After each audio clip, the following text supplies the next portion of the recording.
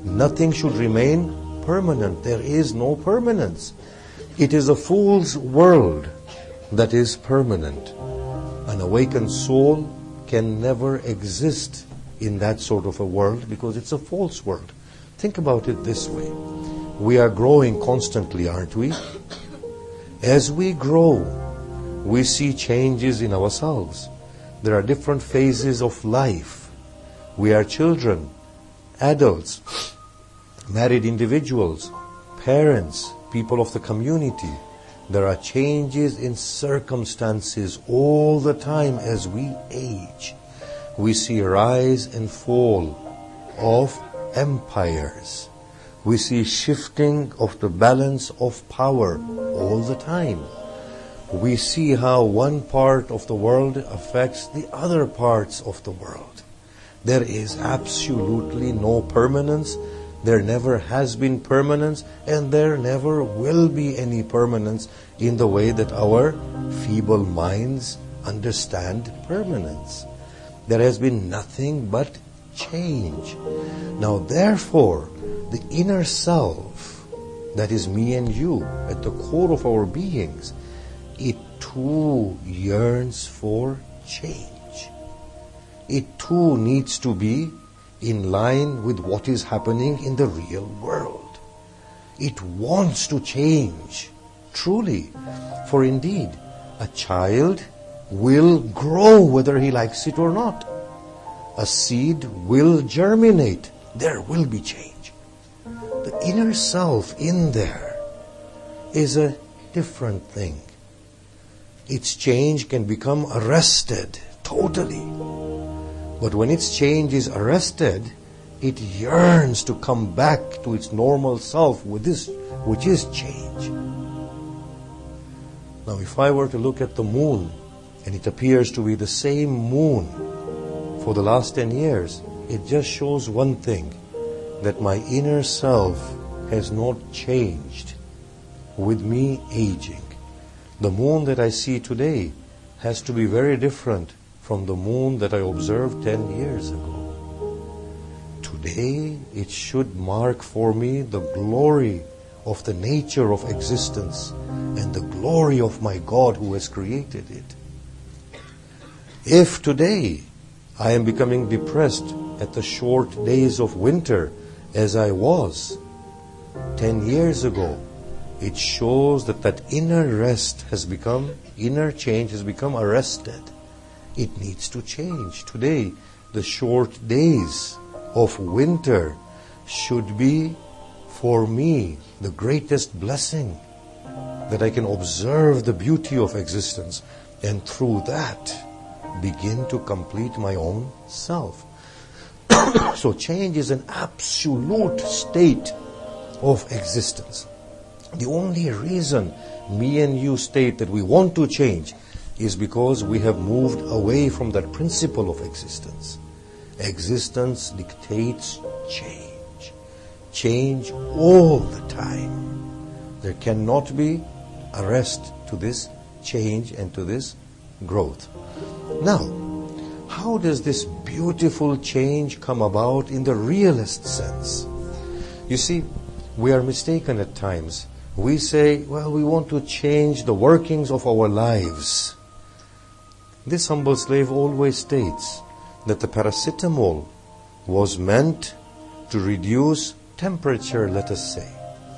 And its accidental side effect was that it numbs the pain.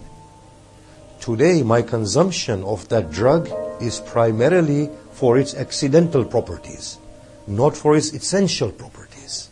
Can you see that? When we talk about change today, we are talking about it in a very accidental manner, superficial and artificial manner. What really needs to change is that inner being. It needs to align itself with the principle of existence, and that is that beautiful change, to become. Now, a person who is at that level from within themselves, these are people who lead a meaningful life, A life that is truly worthy of being termed a life, a glorious life. In every state, they are changing with the state and they are growing through it. There is no permanence within them. They are in sync with existence. Now, what did the Prophet do? When the Prophet came to his community, if they weren't ready for change, he would not have been impactful at all. Yes? You have seen the prophets of the past. Their communities were not ready for change. The prophets came, the prophets went. Their communities were destroyed. We read this in the Quran, don't we? But when the final prophet came, the human community to whom he came was ready for a change. They were asking these questions within themselves, that there has to be something more.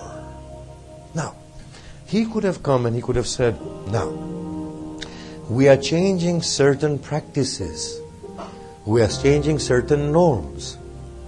The oppressed people will not be oppressed to the level to which they are oppressed and exploited.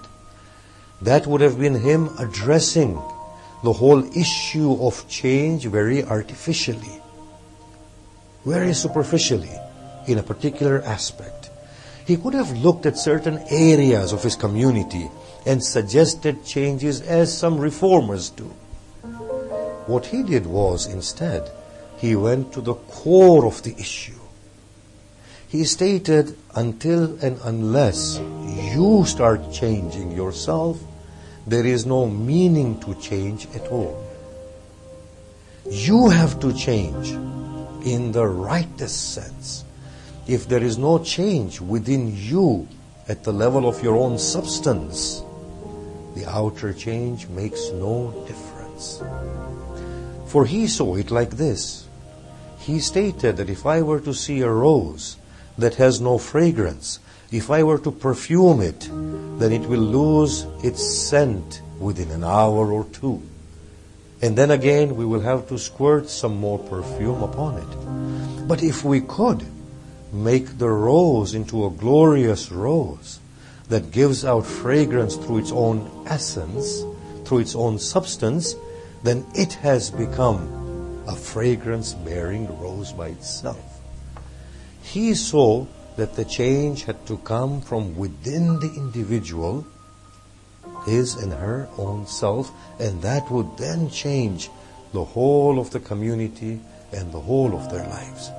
And look at the impact that he had. What he said was that, look, there is something that is inside you that is inquisitive.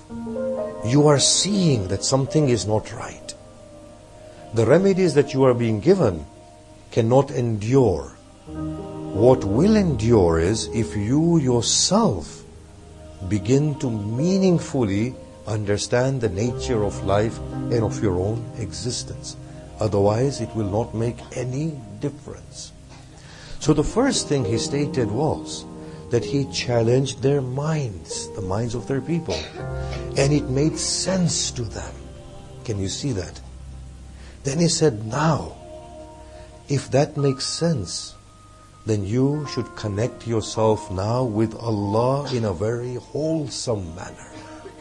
And when you connect yourselves with Allah in a very wholesome manner, then no 2 days of your lives shall be the same.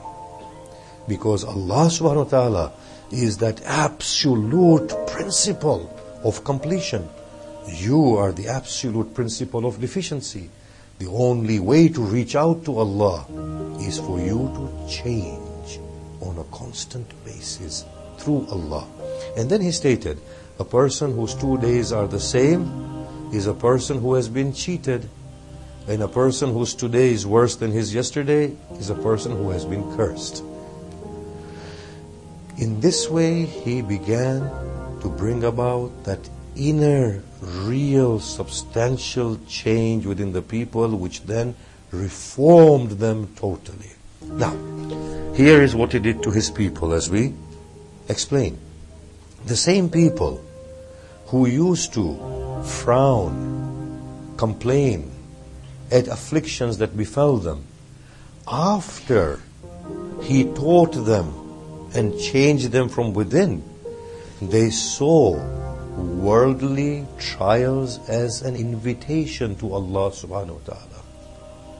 They converted every adverse situation positively to benefit them and to allow for this beautiful change. They began to grow through that wonderful change that He instilled within them by connecting them to that principle known as Allah subhanahu wa ta'ala in the realest sense.